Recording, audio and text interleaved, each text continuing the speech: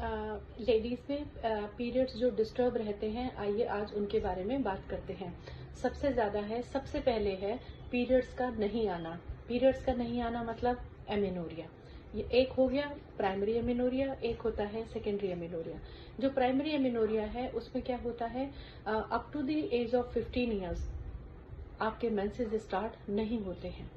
उसके कॉजेज में हो सकता है कुछ हार्मोनल प्रॉब्लम हो, या आप ओवरवेट हो, या आप अंडरवेट हो, या आप में खून की कमी हो, या फिर आपके अंदर यूट्रस और ओवरीज ही ना हो। तो प्राइमरी एमेनोरिया के कॉजेज हो सकते हैं ये सब। अब आता है सेकेंडरी एमेनोरिया। सेकेंडरी एमेनोरिया का मतलब है कि आपको 2-3 महीने पीरियड्स नहीं आते हैं।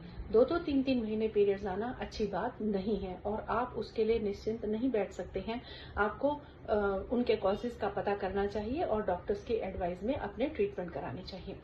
सेकेंडरी एमेनोरिया के जो कॉजेज हैं उसमें सबसे पहले आता है ओबेसिटी और अंडरवेट, या आप ओवरवेट है या आप अंडरवेट है। दूसरा, आपको कोई हार्मोनल इम्बैलेंस है जैसे कि प्रोलैक्टिन का बढ़ जाना। तीसरा है पीएमओएस। पीएमओएस मतलब आपको पीसीओडी है, उसकी वजह से आपके पीरियड्स इरेगुलर है। आपको कोई मेटाबॉलिक डिसऑर्डर है, उसकी वजह से आपके पीरियड्स इरेगुलर है। आपको कोई और एंड्रोजन की मेल हार्मोन आपकी बॉडी में ज्यादा बनता है, उसकी वजह से आपके पीरियड्स डिस्टर्ब हैं। इसके अलावा अगर आप ब्रेस्ट फीड कराती हैं तब भी आपके पीरियड्स नहीं आते हैं। आपको थायराइड है, उसकी वजह से आपके पीरियड्स नहीं आते हैं। आपको कोई स्ट्रेस का लेवल आपका ज्यादा है, या आपको डिप्रेशन हो गया है, उसकी वजह से भी आपके पीरियड्स डिस्टर्ब रहते हैं। उसके अलावा आपकी हिस्टेक्टमी हो गई है, यानी आपका यूट्रस निकाल दिया गया है हेवी ब्लीडिंग की वजह से, या यूट्रस में ट्यूमर की वजह से, या फाइब्रॉइड की वजह से, तब भी आपको पीरियड्स नहीं आते हैं। उसके अलावा आपको कोई ओवेरियन ट्यूमर है, उसकी वजह से आपके पीरियड डिस्टर्ब रहते हैं। आपकी कीमो चल रही है या रेडिएशन चल रही है, उस वक्त भी आपको पीरियड्स नहीं आते हैं।